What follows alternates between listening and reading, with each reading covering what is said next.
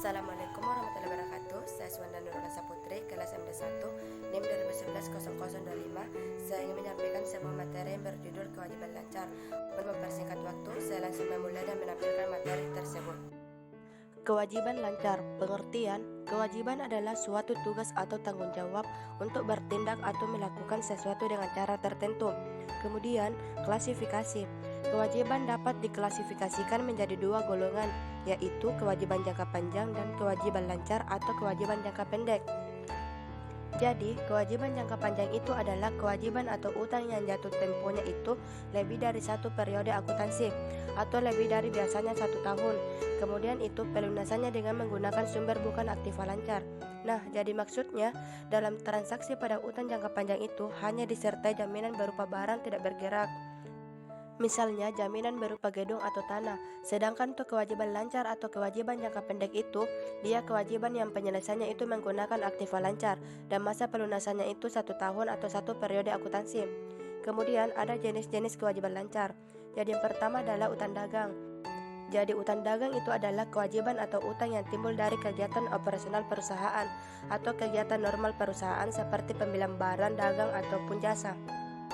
Contohnya, pada tanggal 30 Desember 2000A membeli barang seharga 15.000 dengan syarat franco gudang. Kemudian barang sudah diterima pada tanggal 31 Desember 2000A, sudah dimasukkan ke dalam persediaan. Pembelian ini harus dicatat sebagai utang pada tanggal 31 Desember 2000A. Walaupun faktur penagihan dari pemasok belum datang, dan oleh karena itu belum sempat dicatat dalam buku pembelian. Jadi maksudnya franco gudang itu semua biaya ditanggung oleh penjual. Misalnya biaya pengangkutan itu sudah ditanggung ataupun biaya pajak. Pokoknya pembeli itu sudah terima beres. Nah, jurnalnya di sini pada saat pembeliannya itu dicatat pembelian di debit sebesar 15.000. Kemudian pada utang dagang dicatat di kredit sebesar 5.000. Jadi pembeliannya di situ bertambah, makanya dicatat di debit. Kemudian utangnya bertambah dicatat di kredit. Kemudian yang kedua, jenis kewajiban lancar yaitu utang wesel. Utang wesel itu adalah janji tertulis untuk membayar dalam jumlah tertentu dan dalam jangka waktu tertentu. Jadi bedanya dengan utang dagang, kalau utang dagang itu dia tidak dalam bentuk tertulis, sedangkan kalau wesel itu ada perjanjiannya bahwa tanggal sekian akan dibayarkan hutangnya. Jadi utang wesel itu lebih terjamin karena dia ada perjanjian tertulisnya. Kemudian wesel terbagi atas dua, yaitu wesel berbunga dan wesel tak berbunga. Contohnya, pada saat penarikan wesel, suatu wesel dapat ditarik untuk mengganti utang dagang yang telah jatuh tempo. Oleh karena itu, dalam jual beli barang memang harus diterbitkan wesel atau karena pinjaman yang diberikan.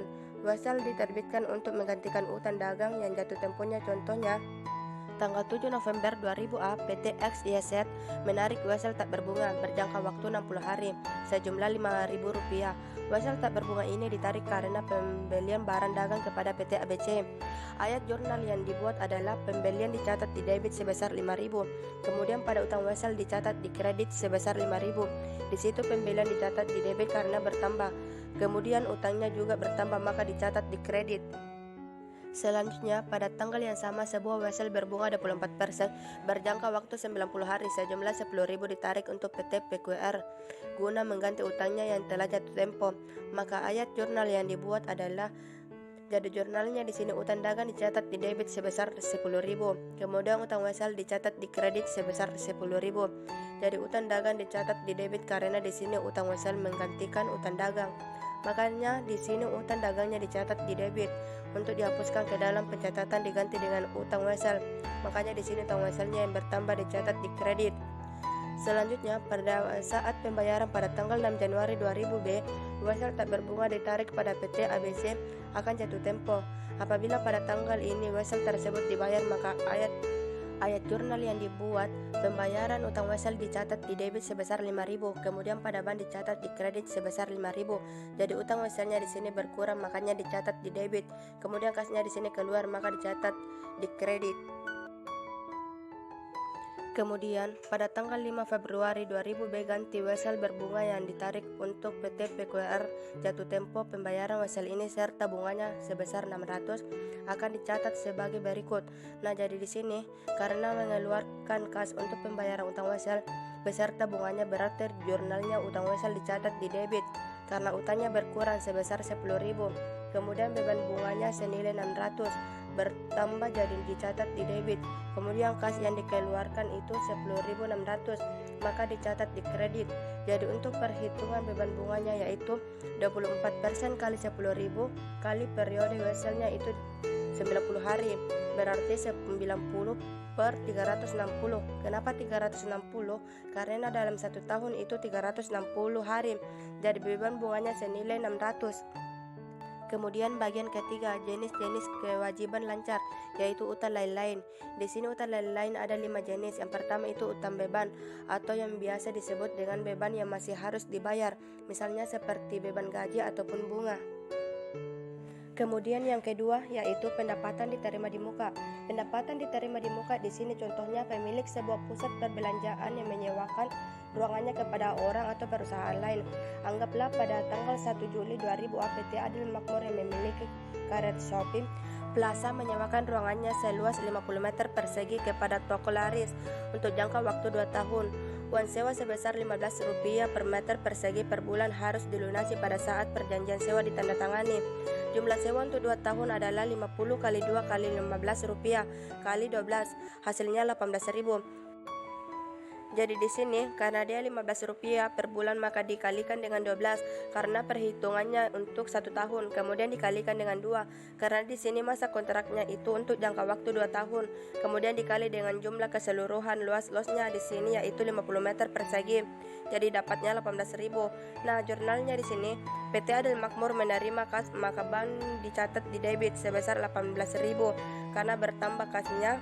Kemudian pendapatan bertambah maka dicatat di kredit. Selanjutnya yang ketiga yaitu utang pajak.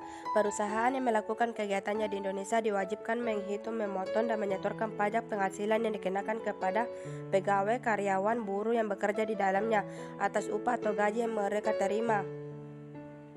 Bagian terpenting dari utang pajak adalah utang pajak penghasilan yang dikenakan terhadap laba perusahaan adalah 1 tahun setelah dikurangi dengan angsuran pajak, pembayaran di muka pajak lainnya, serta kredit pajak yang diperkenakan. Kemudian yang keempat, uang jaminan.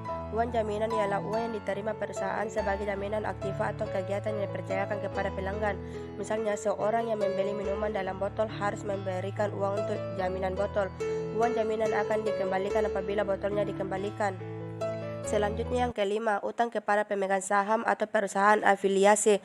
Utang kepada pemegang saham pada umumnya berasal dari pinjaman yang diberikan oleh pemegang saham di luar setoran modal. Utang kepada perusahaan afiliasi dapat berasal dari pinjaman atau transaksi lain, misalnya pembelian barang dan jasa. Utang kepada pemegang saham atau perusahaan afiliasi dapat merupakan kewajiban lancar atau kewajiban jangka panjang, tergantung pada jangka waktu pengembaliannya.